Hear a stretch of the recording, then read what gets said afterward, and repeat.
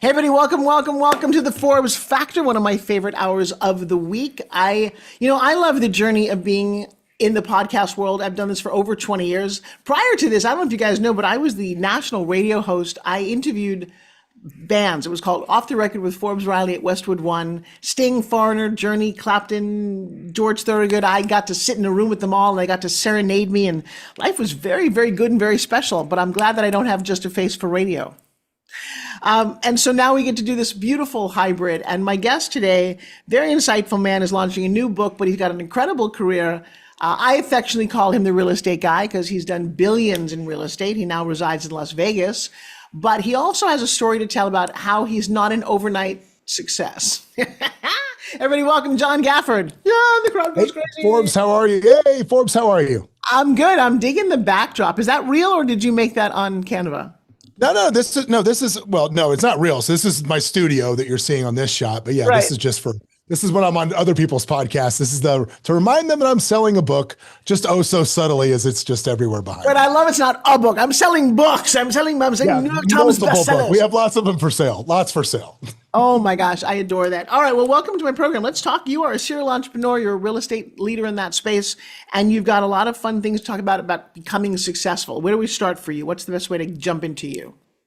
Well, I think for me, I was one of those people that in my early 20s, I had a lot of cool jobs, but nothing that really built any wealth. I mean, it was like I was a multi-unit manager for Hooters of America, which was a very cool job in the early 90s for a 20-something-year-old guy. I ran what was, Esquire magazine, called the number one nightclub in the United States in Atlanta, Cobalt Lounge, when that was going. But I didn't really build any wealth. And took a bunch of lumps along the way, did what a lot of people that are drifting along through life do, ruined my credit like it was my job or an Olympic sport, hid cars from the repo man, was scared to walk into a bank to open a bank account, all of these things, living hand to mouth, next check, next job, next job. And then things started to kind of change as I started to actually listen to the lessons that the world was trying to teach me. And the biggest pivot moment for me was, out of 2 million people, randomly for some reason, probably because I embellished the story a little more than I should, I got chosen to be a candidate on the 3rd season of The Apprentice. So that experience of being on that show was the first time in my life that I had ever been surrounded by a group of people that were just killers, that were just doing exceptionally Who was on well. because I have lots of friends from Christy Frank to the guys who started Cool Towels who were on the 1st season. Yeah. Who was in your class? Kendra Todd was in my class. She won my season. She went on to HGTV fame for a while. My season was the highest rated season, I like to say, before it took a plummet. I like to say that the day I got fired is the day that show jumped the shark.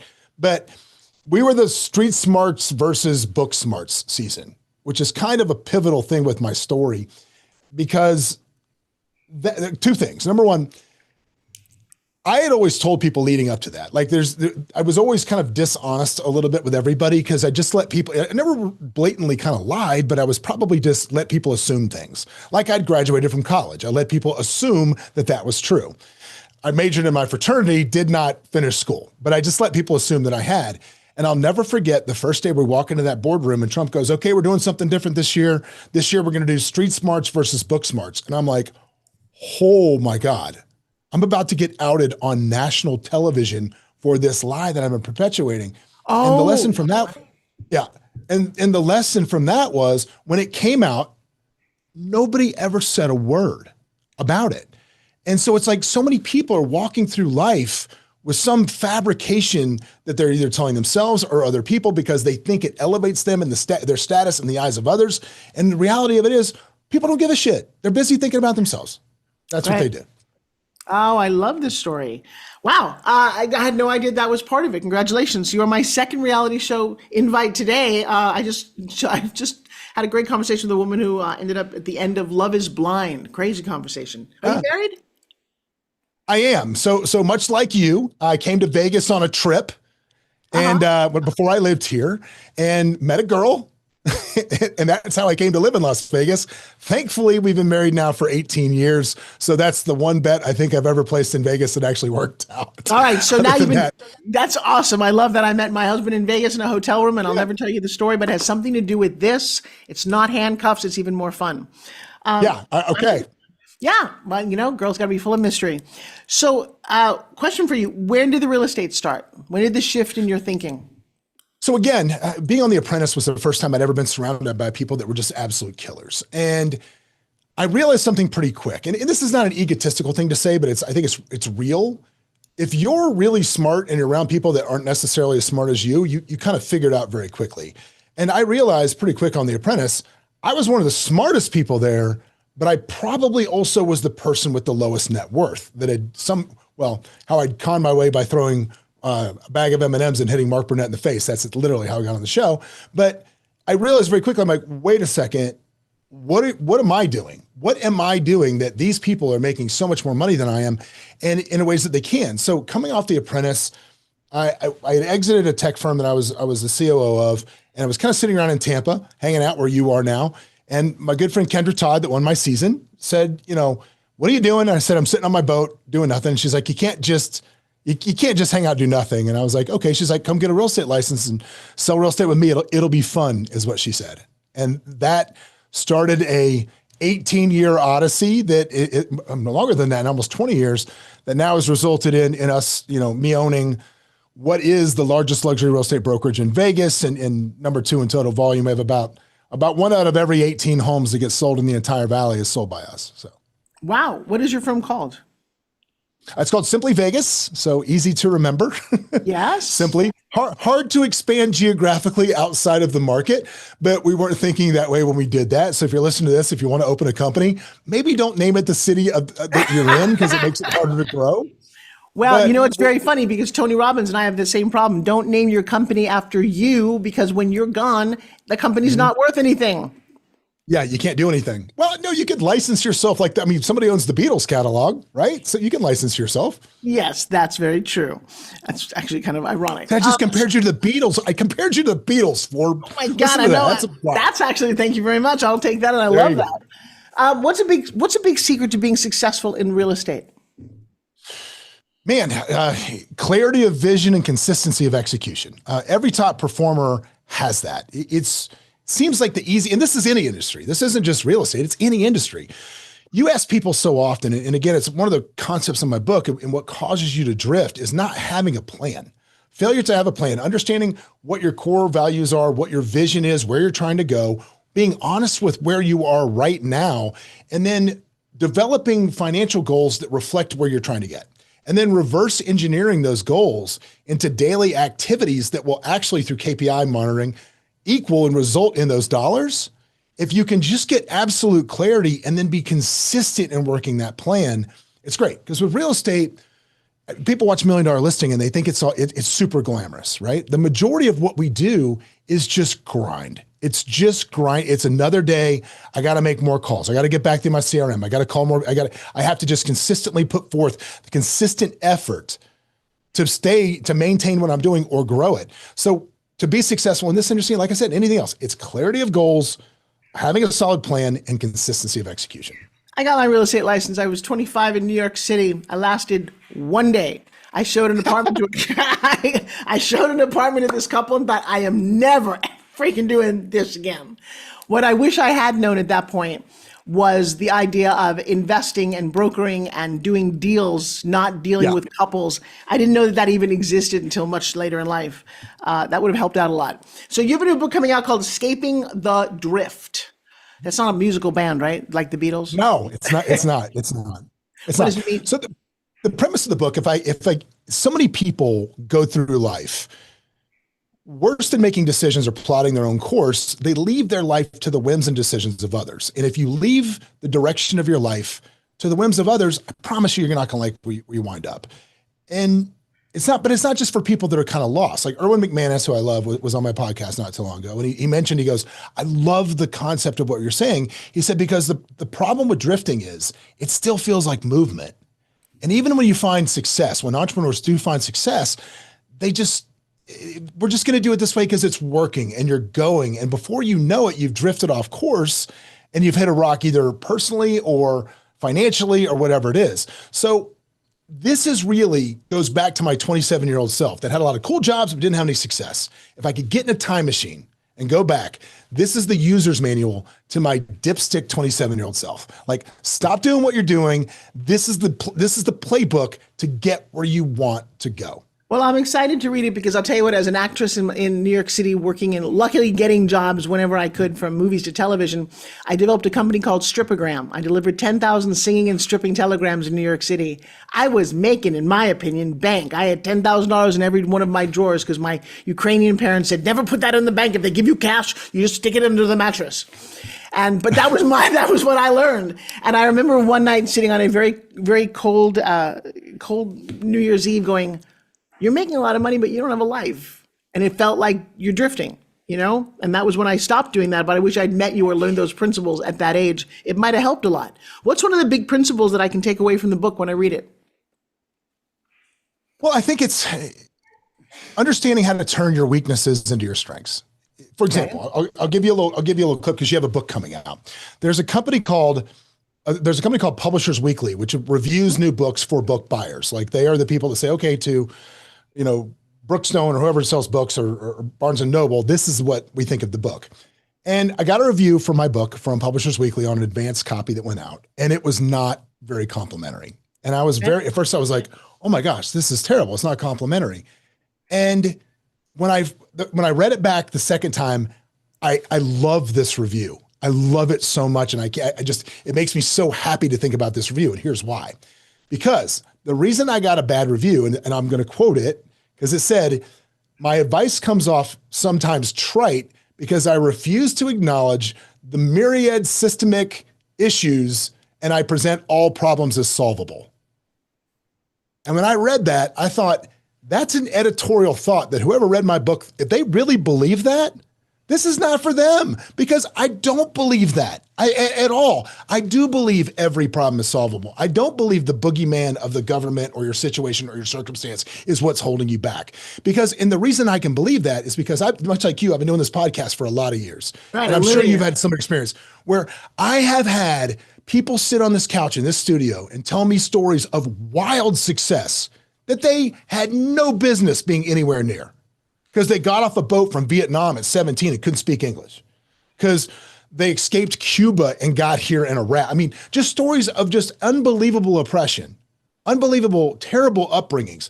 People of all colors, creeds, faiths, genders that bootstrap themselves up. And I think that one of the biggest problems with people stuck in what I call the drift is their belief that they cannot help themselves. Hopefully this is going to break through that. Obviously it didn't for that reviewer, but I love that review for that point. I actually put it out there and I said, I love this bad review. I love it. Well, because relatively, it's not necessarily bad. I'm going to tell you now, I would look at the bank account and the success of the reviewer, and then I look at you going, yeah, I'm going to go over here. Yeah. I'm going to tell probably you, true. I'm probably going to get the same thing. I have a very delusional sense of how I write. I keep telling my publisher, who's been very amenable, I'm like, dude, I talk the way I write the way I do, and it's a little unusual, but I'm wildly successful. Deal with it. And people won't necessarily like it or love it. In the academia, the irony of that is I've got two twins. You have kids? I do. One of both varieties. I have a 17-year-old and a 15-year-old. So all right, I've got two 22-year-olds. They showed up on the same day because I'm damn efficient. I'm doing this 10 once. minutes apart, boom, you're a family. And the crazy thing is my daughter, who made her first money when she was 12 years old online, started a company with me at 17. We made our first million together at 18. I mean, I don't know many people who do that. Got that 2 Comma Club award, and now she's the CEO of 2 multi-million-dollar companies, not gone to college. Good job. Well, there's no reason to, because we had college people come and intern, and they're like, Mom, that's what they learn? I'm like, I know, they're learning it in textbooks 15 years ago. My son, however, because his dad was Notre Dame All-American grad football player, is going to college and suffering it. I called him last night. We're like, so how's it going? He's like, I'm bored. I'm like, I know you are. I know you will be. That your dad wants that piece of paper and you love him and you're getting it while you're running a company. But it's like, dude, I figured out it was so important to me. How many years ago? 40 years ago, to get that college degree. Yeah. Smart people don't need it. My daughter always said she wanted to be a Stanford dropout. I'm taking a little bit different approach to that. I'm taking a little bit different approach. My son, valedictorian of his school, of his class, 35 ACT, brilliant on paper. We are applying to all the big boys. We're applying to all the Ivies, And then we have 2 levels of what we're applying for. It's 14 schools. It's the Ivies, and then it's the money schools. Where it's Okay. Vanderbilt, it's SMU, it's Texas A&M. Because for me, like I'm telling him, there's not a lot of value in the education. He wants to get a finance degree and then get a legal degree, which is fine. You can literally his dream is to be a GM of a sports team. You can do anything with that combination. But for me, it's about building your network. Go be around a bunch of people that can do this. And I'm like, if you get into Harvard, as much as I'm with you, just go do it with business. But that network will open every door on earth for him for the rest of his life. I agree. And I really believe that. Now, am I going to pay for, no offense, rebels, whatever. No, we're not going to do that. Right. We're not doing that. But I was going to say UNLV, we're not doing that. Fine school, wonderful school. But again, for me, that value, if you're going to go there, just go start a business. I'm with you on that. Totally. Hey, the crazy part. So my non-graduating college daughter just delivered her first TEDx talk at 22. I do think that we're writing her playbook exactly the way it needs to be written. And again, everyone has their own journey. I'm just excited that I've got to write 2 different stories based on what I've learned and based on what I think we need in the next generation. So, yeah, what's funny is I always say this about my kids, right? I say my son, and I've said this since they were literally 12 and 10. I say my son will probably go to an Ivy League school. Yep. He'll get a job in a big, beautiful building, and it's be an unbelievable career. And that building is going to be owned by my daughter.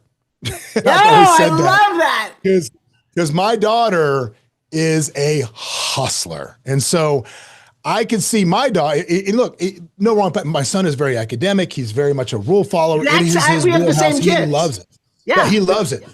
Well, he's his mother and she's me. And so unfortunately for every male on the planet, like my daughter is beautiful as my wife, but she's got my personality. So I've always said, like, I love the dads are like, I'm gonna have the shotgun out when kids come over. I'm like, listen, if you want to take her out, that's on you. But when she emotionally demolishes you, that is buyer beware with this one.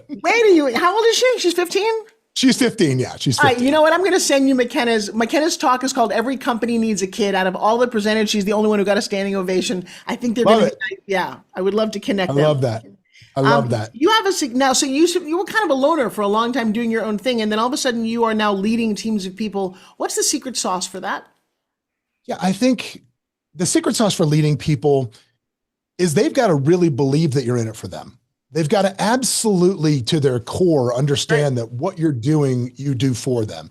And I told somebody the other day that I take so much more joy in the accomplishments of the people that work at our company than I do in my own individual accomplishments. I mean, at this point, you reach a point where, you close the deal, you make money. This company's earning that amount of money. It's just, you pay your taxes, you can go on vacation, you have a beach house. Okay, great. But when I see somebody that comes in and starts working a system that I designed and I'm coaching them that system, and I see them go from never making more than 50, 60 grand to now they're making 250, 300, 400, $500,000. Yeah. That is what is incredibly gratifying to me. Like that's the win for me. So I think if you're going to lead people, you can't fake authenticity. And so much in the real estate industry, especially you have teams, right? It's the thing. Like you can be a solo agent or you can be on a team.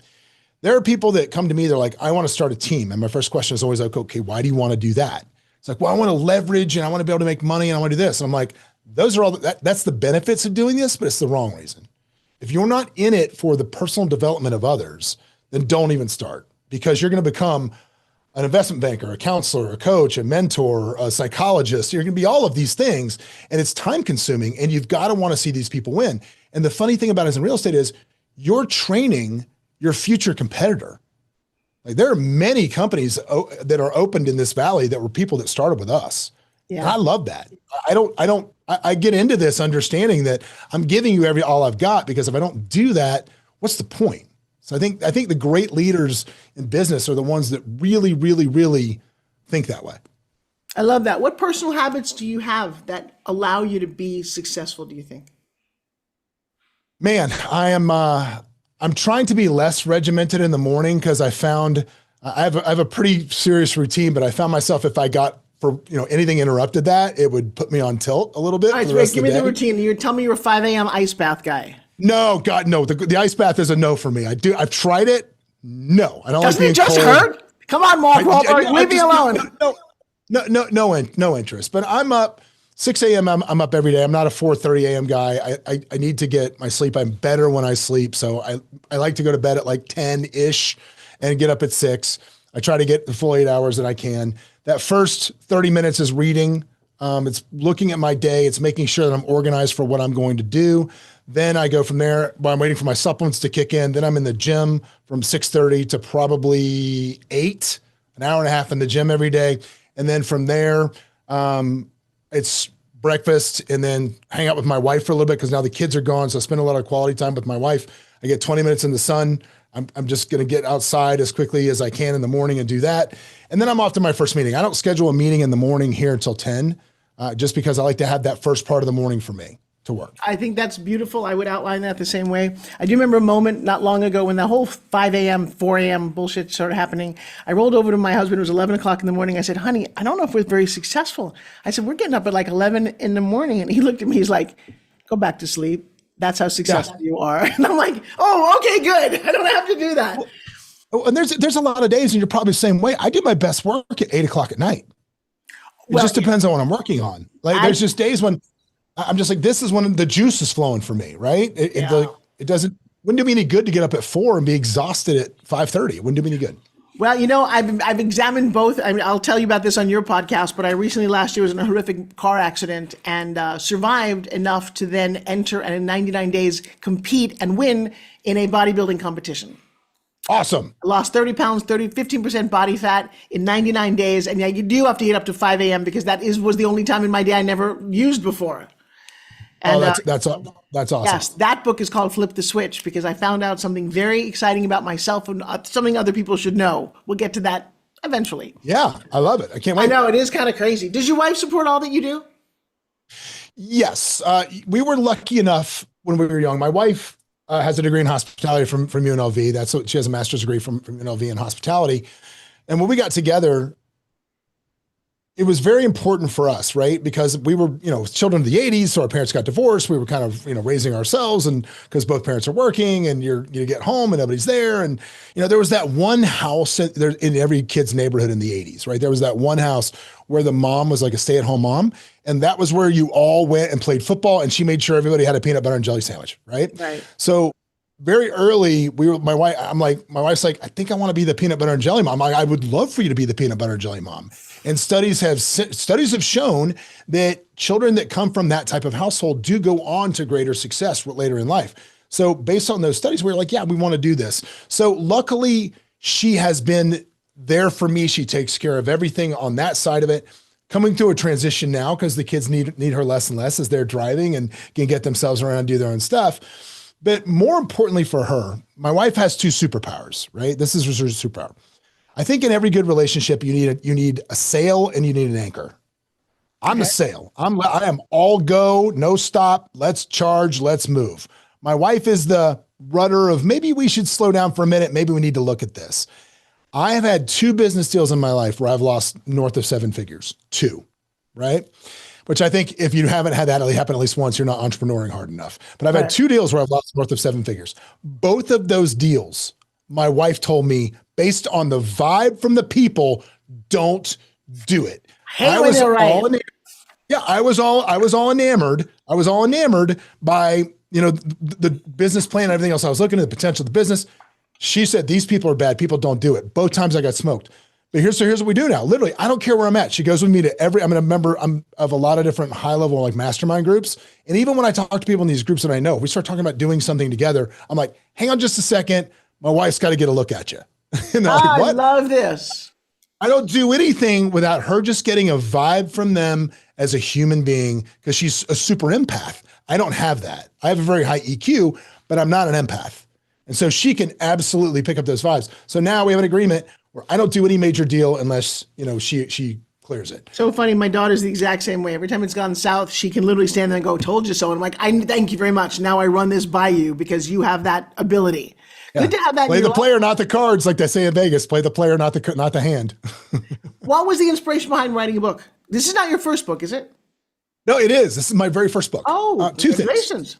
All right. Two things. So number one is I wanted to have some sort of legacy piece for my children because, time is not guaranteed. And you get to a certain age and you start to look at those Facebook pages, your Facebook groups, with your high school people. And It's like, hey, so-and-so's not here anymore. This person's not here anymore.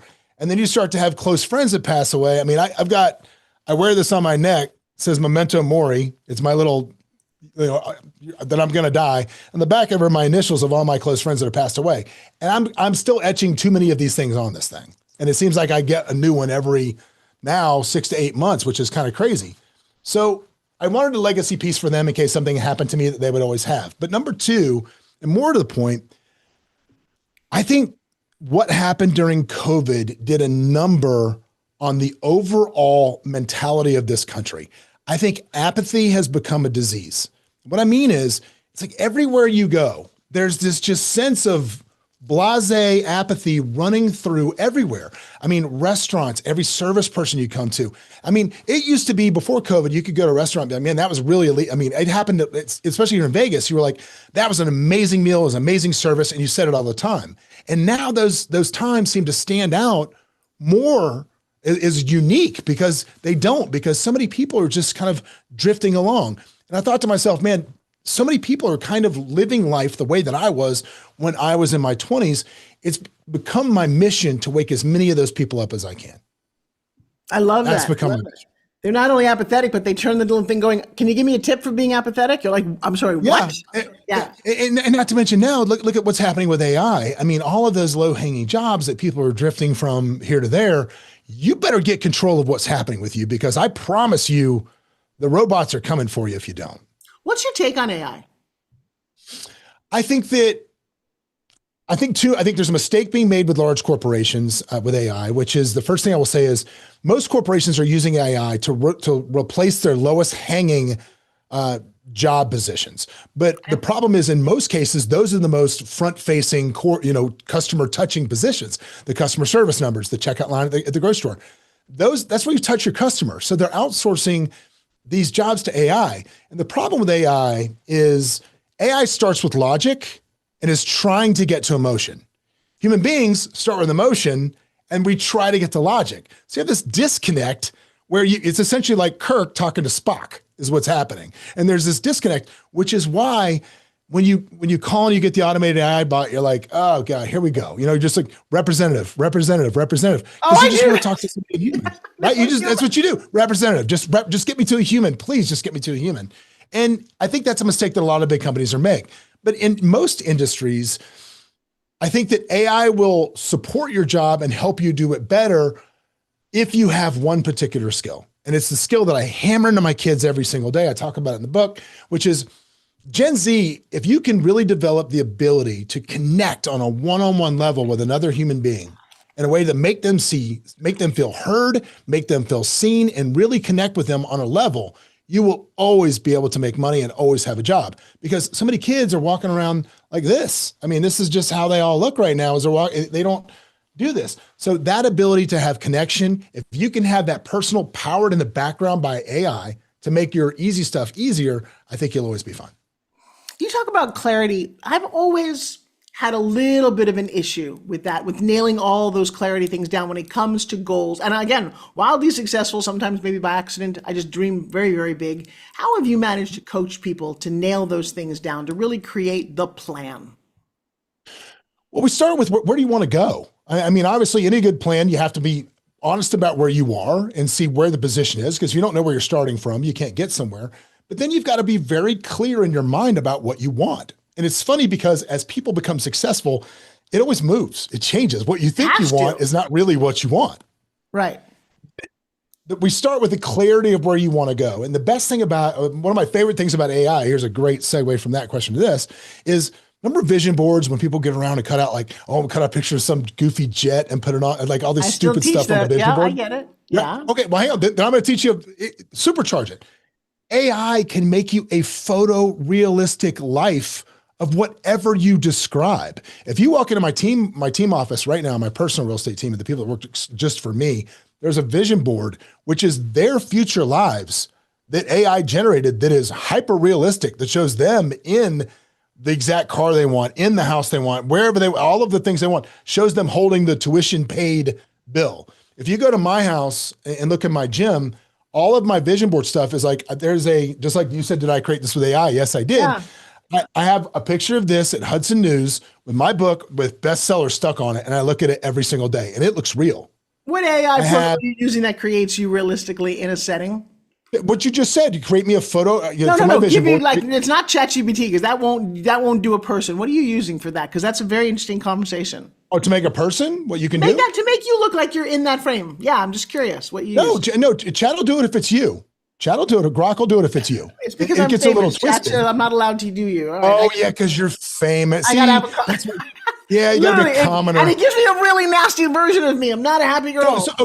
So here's what you can do though. For example, you can still do this, but you can do things like, for example, let's say you wanted to get you wanted a $500,000 advance on your next book. Okay. And I would say a photorealistic image of a 25-year-old woman holding her hands, holding a contract with your name on it, says advance for this amount, holding that.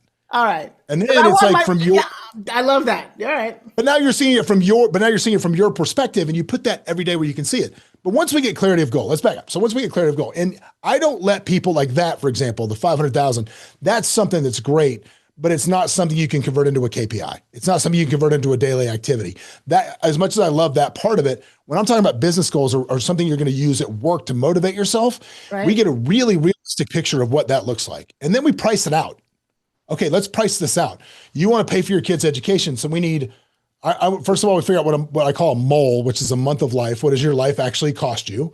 And what is it going to cost to pay taxes on that? And then everything that you're trying to build as a goal has got to be on top of that because you have to live, right? Right. So we get your moles done. Figure out what your baseline is. That's your new zero. And then from there, we build on top of that. So we figure out how much money we need to accomplish feeding your kid's your college fund so they don't have a bill when they get out of college. We figure what it's going to cost to buy that car cash, what's going to figure to put a 20% down payment on that particular piece of property, or how you're going to house hack that, or whatever it is. But we come up with a dollar figure because it's got to be tangible. And then we say, okay, let's look, and real estate's an easy example because you can say, what's the average price of your houses you've sold over the last year? Okay, right. It's $650,000. What's the average commission? You can figure that out. Then you just reverse engineer it all the way down to how many calls you got to make. And then you can say, literally, once you get it down to, if I just make 47 calls every day, this becomes true. It makes it really easy to make those 47 calls. What's your favorite thing to do when you're not working? Aside from kids and wife, I got that. Much like you, I am a music junkie. I will go anywhere and everywhere to see bands that I love. Back in my early days, we had a live music venue in Atlanta, and randomly a bunch of the guys that played there in their young careers became super famous. And I am just one of my favorite things in life is to be friends with the guys in the band because there's just nothing funner to me. I met my wife on tour with Better Than Ezra. I was out with those guys, and that's where I met my wife in Vegas. That's what I was doing. And so I love it. I will go anywhere. Although I'm kind of ruined now, I got to tell you, we just went and saw Oasis in the Rose Bowl, and I just don't know if anything's ever going to top that. It was you're amazing. So precious. That's beautiful. It was amazing. Do you ever want to be in the movies? Man, I'll tell you a story about that.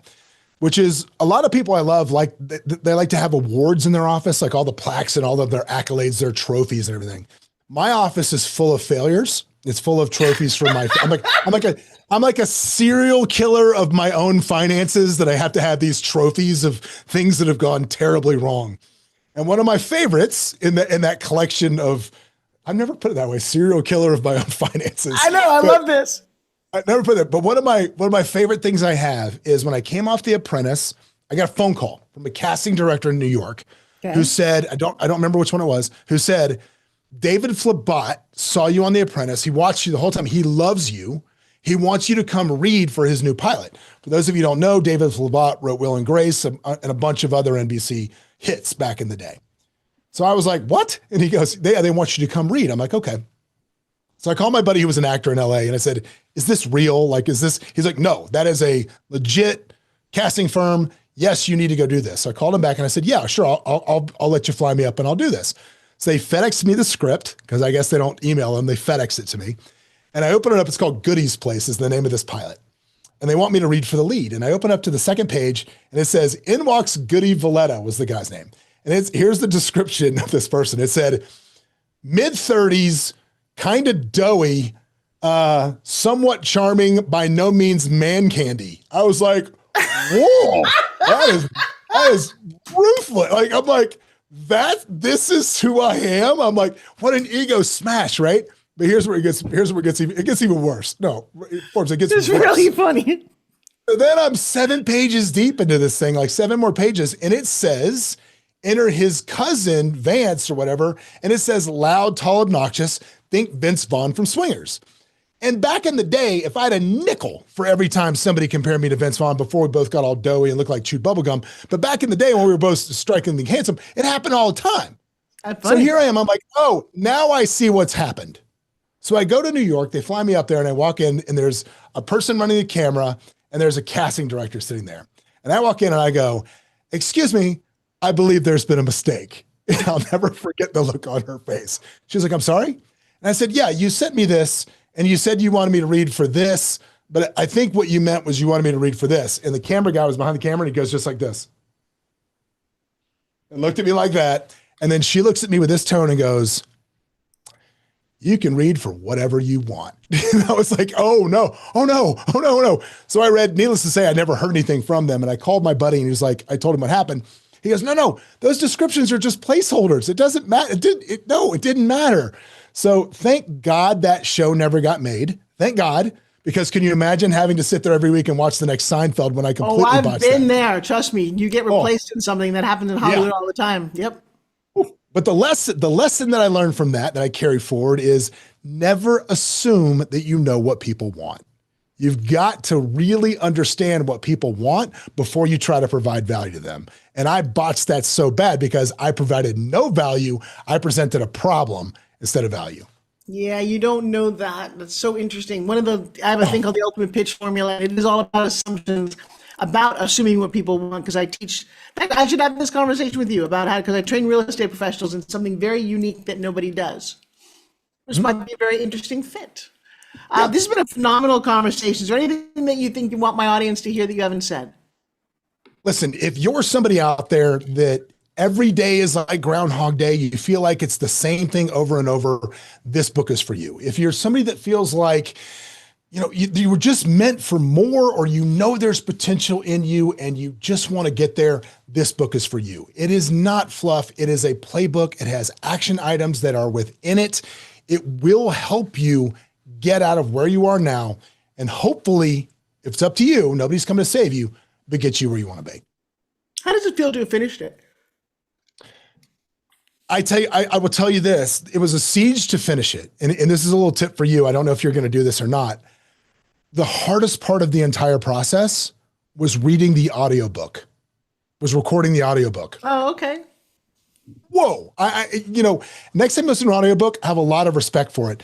I went to LA to record it. It took 4.5 days is what they booked. And I'm like, there's no way. Right. You don't realize how quickly you speak until you're recording an audiobook and there's an engineer going, nope, too fast.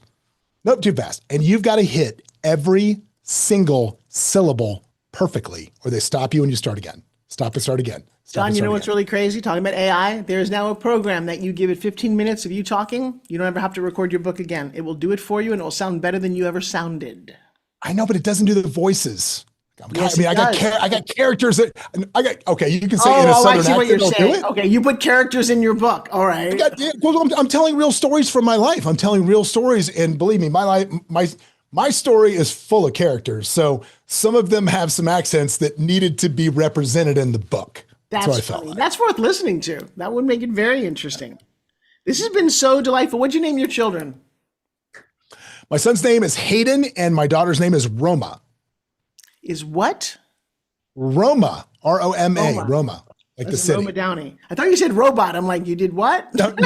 Well, my wife's name is Gidget. So no, that's too precious. I know that's it, which we love, but poor Gidget. You know, it's every time it's like, oh, this is my wife Gidget. People are like Ninja. It's like, no, who names their kid Ninja? And No, I named my kitten. son, you already did a Star Trek reference. I named my son Riker. You know why? Yeah. Make it so Okay, number sure. one, right? And the first time I ever said his name, I just given birth to him. I was a little tired. I'm in the grocery store. Somebody says, "What's your son's name?" I said, "Riker." He said, "You named your son Wanker?" I said, "No, I did not name my son Yes. Wanker." Yeah, that's his name is Wanker. Yeah, I Yes, was like, come that's here, his dick name. face. Yeah, that's what I want to name my children. Yeah, no, that is absolutely his name. I love that, John and Gidget. Well, I look forward to meeting you. I'm in Vegas all the time, and I can't wait to have this. This is a great conversation, man. How do people Anytime, find you? Forbes. Thank you. How do people find Look, you?